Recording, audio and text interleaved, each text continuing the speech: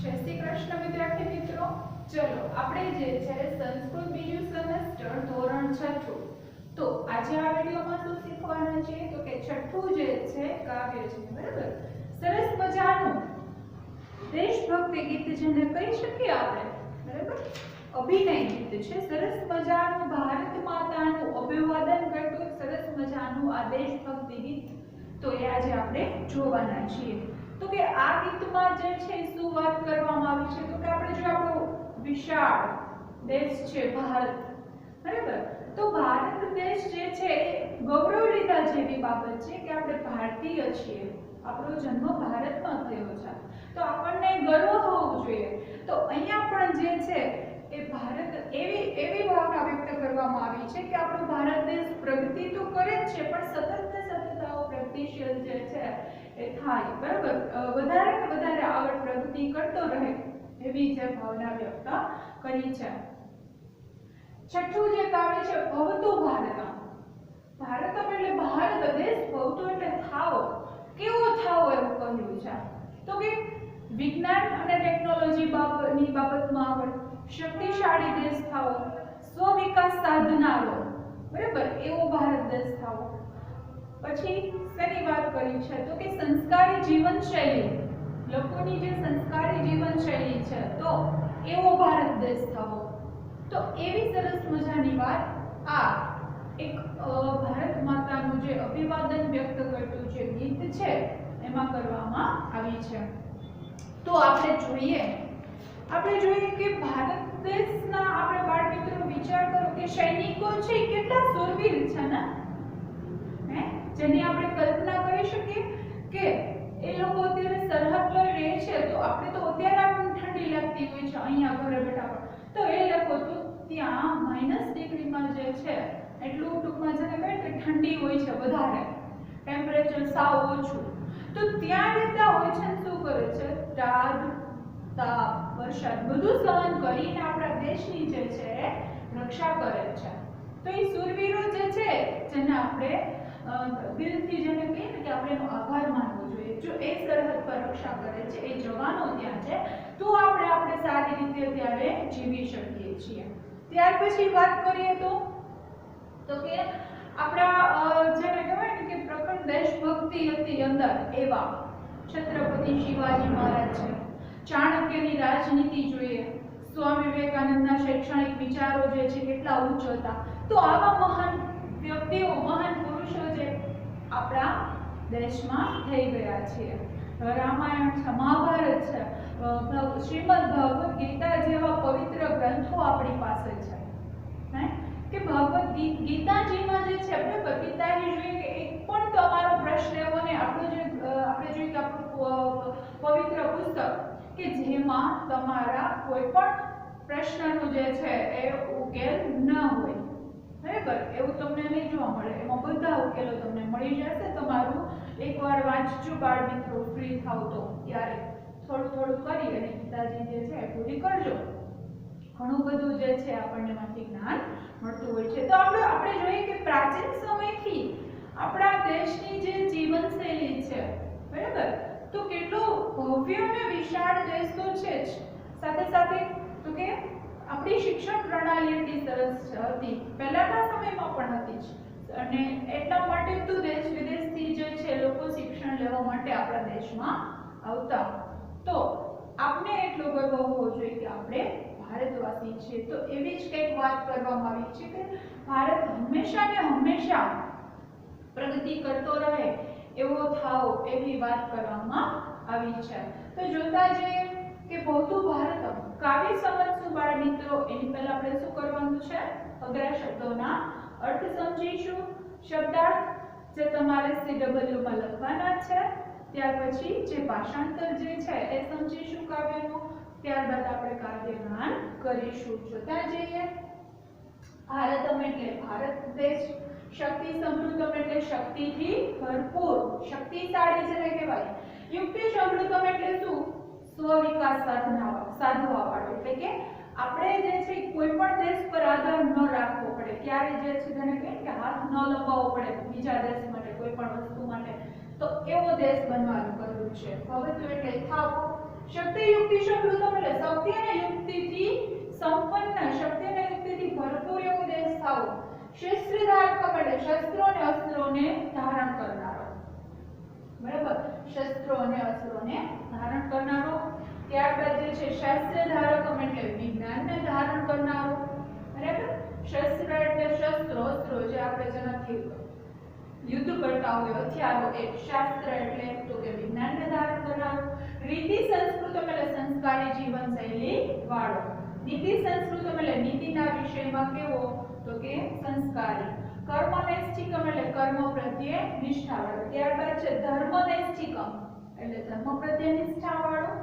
ભક્તિ સાધકમ એટલે ભક્તિને સિદ્ધ કરનારો. મુક્તિ સાધકમ એટલે મુક્તિને સાધવા વાળો.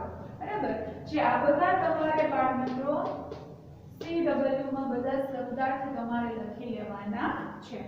ચલો હવે જોતા જઈએ મારી સાથે. તમે પણ તમારું પાઠ્યપુસ્તક ખુલ્લું રાખો. સરસ મજાનું જો ચિત્રની બાજુમાં પંક્તિઓ આપેલી છે. આ કાવ્ય તમારે પાકું પણ કરવાનું છે, જે તમને ટેસ્ટમાં એન્યુઅલ એક્ઝામમાં પૂછી શકે છે. જોતા જઈએ. ભારતમ ભારતમ ભવતુ ભારતમ. ભારતમ એટલે શું તો કે ભારત દેશ. ભારત દેશ, ભારત દેશ, ભારત દેશ થાવો. કેવો થાવો તો કે શક્તિ સમૃદ્ધમ. શક્તિ સમૃદ્ધમ એટલે શક્તિથી ભરપૂર થાવ. યુક્તિ સમૃદ્ધમ એટલે સ્વ વિકાસ સાધવા વાળો.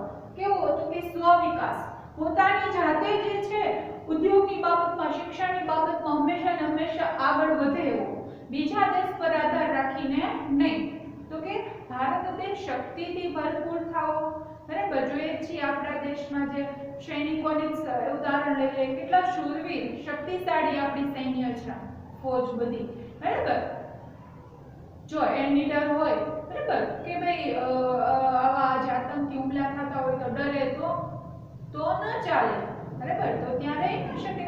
પણ આપણા જે લોકો જ દેશના એટલા શક્તિશાળી છે, બરાબર, કે જ્યાં અત્યારે આપણા દેશનું સરહદ પર રક્ષણ કરે છે.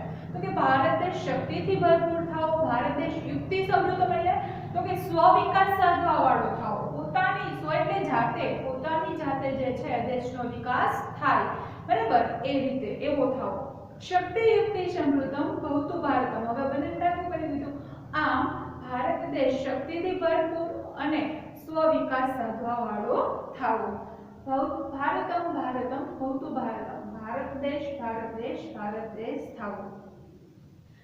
બીજી વખત પણ સમજશું, કદાચ ન સમજાય તો ચિંતા ન કરતા બાળકો. જોઈએ બીજી પંક્તિ. શસ્ત્ર ધારકમ. શસ્ત્ર ધારકમ એટલે શસ્ત્રો અને અસ્ત્રોને ધારણ કરનારો, જે બધા હથિયારો છે એ. શાસ્ત્ર ધારકમ. શાસ્ત્ર એટલે શું તો કે વિજ્ઞાનને ધારણ કરનારો બનો. આપણી પાસે જે છે ભારત દેશ એવો બનો શસ્ત્ર ધારક એટલે હથિયારો જે છે, બરાબર, તો કે શસ્ત્ર અને અસ્ત્રોને ધારણ કરનારો બનો. શાસ્ત્ર ધારકમ એટલે વિજ્ઞાનમાં જે છે અધિકારવાળો બનો. વિજ્ઞાનમાં જે છે ખૂબ જ વિજ્ઞાન અને ટેકનોલોજીની બાબતમાં ખૂબ જ જે છે આગળ હોય એવો દેશ થાવો. અને એ પણ સાચી જ વાત છે કે આપણે અત્યારે વિજ્ઞાન ટેકનોલોજીની બાબતમાં બીજા દેશ કરતા જે છે કંઈ પાછા તો પડતા જ નથી.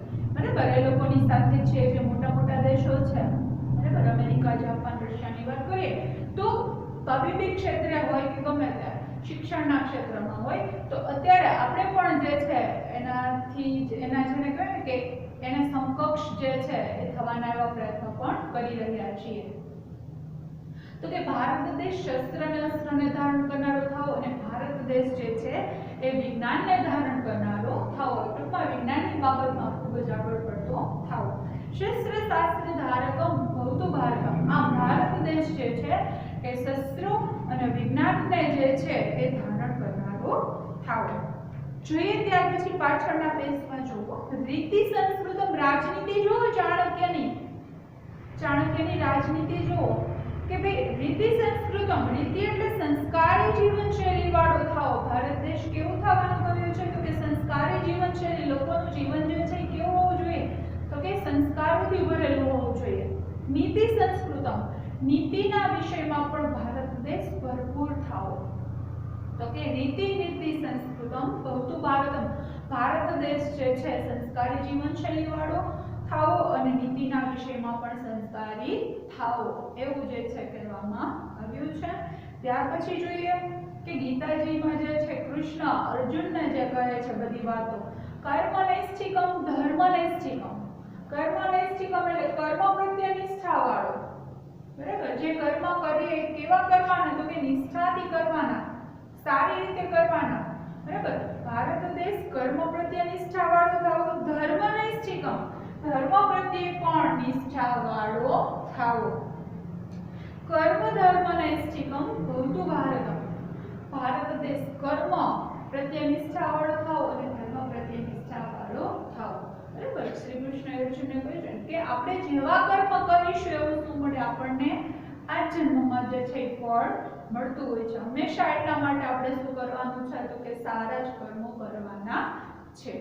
જોઈએ નીચે કે નરસિંહ મહેતા શ્રી કૃષ્ણના જેને પ્રખર આપણે ભક્ત કહી શકીએ, બરાબર, કે સમગ્ર જીવન એમાં જ સમર્પિત કર્યું છે। એમાં તો કે શ્રી કૃષ્ણની ભક્તિ કરવામાં તો કે ભક્તિ સાધકમ મુક્તિ સાધકમ ભારત દેશ જે છે પરમાત્માની જે ભક્તિ છે તો કે એને સિદ્ધ કરનારો થાઓ। પરમાત્મા એટલે ઈશ્વર, તો કે ઈશ્વર પ્રત્યે જે છે બધાને ભક્તિભાવ હોવો જોઈએ, બરાબર। પછી ભલે કે બધાના ઈષ્ટદેવ અલગ અલગ જે હોય તે પણ ભારત દેશ જે છે એ પરમાત્માની ભક્તિ સિદ્ધ કરનારો થાઓ। મુક્તિ સાધકમ મુક્તિ એટલે મોક્ષને જે છે મુક્તિને સિદ્ધ કરનારો થાઓ, મોક્ષને સાધનારો થાઓ એવું કહેવામાં આવ્યું છે। ભક્તિ મુક્તિ સાધકમ ભવતુ ભારતમ ભારત દેશ જે છે ભક્તિને સિદ્ધ કરનારો થાઓ અને મોક્ષને સિદ્ધ કરનારો થાઓ। ભારતમ ભારતમ ભવતુ ભારતમ ભારત દેશ થાઓ। તો આ રીતે સરસ અહીંયા આ એક ભારત માતાનું જે અભિવાદન વ્યક્ત કરતું એક સુંદર સરસ મજાનું ગીત અહીંયા આપણા અભ્યાસક્રમમાં એટલે કે ભવતુ ભારતમ જે છે મૂકવામાં આવ્યું છે। જોઈ લઈએ ફરીથી એકવાર સંસ્કૃત અને એનું ગુજરાતી, ત્યારબાદ આપણે કાવ્યગાન કરીશું। ભારતમ ભારતમ ભવતુ ભારતમ ભારત દેશ થાઓ। શક્તિ સમૃદ્ધમ યુક્તિ સમૃદ્ધમ ભારત દેશ જે છે શક્તિથી ભરપૂર થાઓ। યુક્તિ સમૃદ્ધમ એટલે ભારત દેશ સ્વ વિકાસ સાધવા વાળો થાઓ। શક્તિ યુક્તિ સમૃદ્ધમ ભવતુ ભારતમ ભારત દેશ શક્તિથી ભરપૂર થાઓ અને સ્વ વિકાસ સાધવા વાળો થાઓ।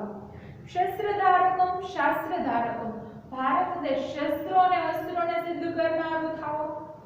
શાસ્ત્ર ધારકમ એટલે ભારત દેશ જે છે વિજ્ઞાનને અધિકાર વાળો થાઓ, તો વિજ્ઞાનને ધારણ કરનારો થાઓ।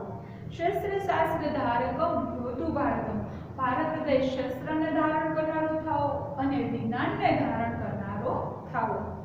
રીતિ સંસ્કૃતમ નીતિ સંસ્કૃતમ ભારત દેશ રીતિ સંસ્કૃતમ એટલે ભારત દેશ સંસ્કારી જીવન શૈલી વાળો બનો। નીતિ સંસ્કૃતમ એટલે ભારત દેશ નીતિ નિયમમાં જે છે એ નીતિના વિષયમાં જે છે એ સંસ્કારી બનો। રીતિ નીતિ સંસ્કૃતમ ભવતુ ભારતમ ભારત દેશ સંસ્કારી જીવન શૈલી વાળો બનો અને નીતિના વિષયમાં પણ સંસ્કારી થાઓ। કર્મનૈષ્ઠિકમ ધર્મનૈષ્ઠિકમ ભારત દેશ કર્મ પ્રત્યે નિષ્ઠાવાળો થાઓ અને ભારત દેશ ધર્મ પ્રત્યે નિષ્ઠાવાળો થાઓ। કર્મ ધર્મનૈષ્ઠિકમ ભવતુ ભારતમ ભારત દેશ કર્મ અને ધર્મ પ્રત્યે નિષ્ઠાવાળો થાઓ। ભક્તિ સાધકમ મુક્તિ સાધકમ ભારત દેશ ભક્તિને સિદ્ધ કરનારો થાઓ અને મુક્તિને સિદ્ધ કરનારો થાઓ। ભક્તિ મુક્તિ સાધકમ ભવતુ ભારતમ ભારત દેશ જે છે ભક્તિને સાધનારો થાઓ અને મુક્તિને સાધનારો થાઓ અથવા સિદ્ધ કરનારો થાઓ। ભારતમ ભારતમ ભવતુ ભારતમ ભારત દેશ થાઓ। કેવો તો કે શક્તિશાળી જે છે, બરાબર, એવો થાઓ। વિજ્ઞાનની બાબતમાં આગળ વધો। શસ્ત્ર અને શાસ્ત્રને ધારણ કરનારો થાઓ। સંસ્કારી જીવન શૈલી વાળો થાઓ એવી વાત કરવામાં આવી છે। તો ચલો બાળ મિત્રો કાવ્યગાન જે છે કરી લઈએ, જેનો રાગ આ રીતે છે। તમે પણ જે છે આ રીતે આ કાવ્ય ગાઈ અને પાકું કરવાનું છે। ભારતમ ભારતમ ભવતુ ભારતમ ભારતમ ભારતમ ભવતુ ભારતમ શક્તિ સમૃદ્ધમ યુક્તિ સમૃદ્ધમ શક્તિ સમૃદ્ધમ યુક્તિ સમૃદ્ધમ શક્તિ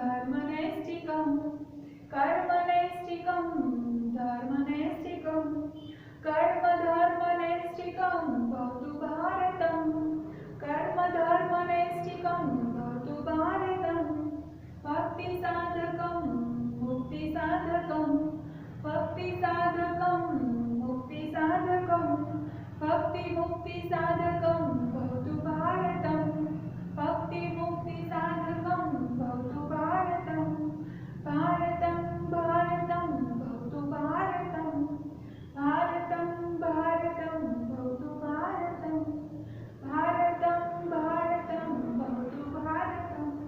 જોયું બાળ મિત્રો, આ રીતે આ કાવ્યનો રાગ છે। આશા રાખું કે તમને લોકોને જે છે આ કાવ્ય સરસ રીતે સમજાઈ ગયું હશે અને ભાષાંતર પણ આવડી ગયું હશે। તો આ શબ્દાર્થ તમારે બાળ મિત્રો તમારે CW માં લખી લેવાના છે। ચલો નેક્સ્ટ વિડિયોમાં પાછા મળીશું, તે સુધી આવજો।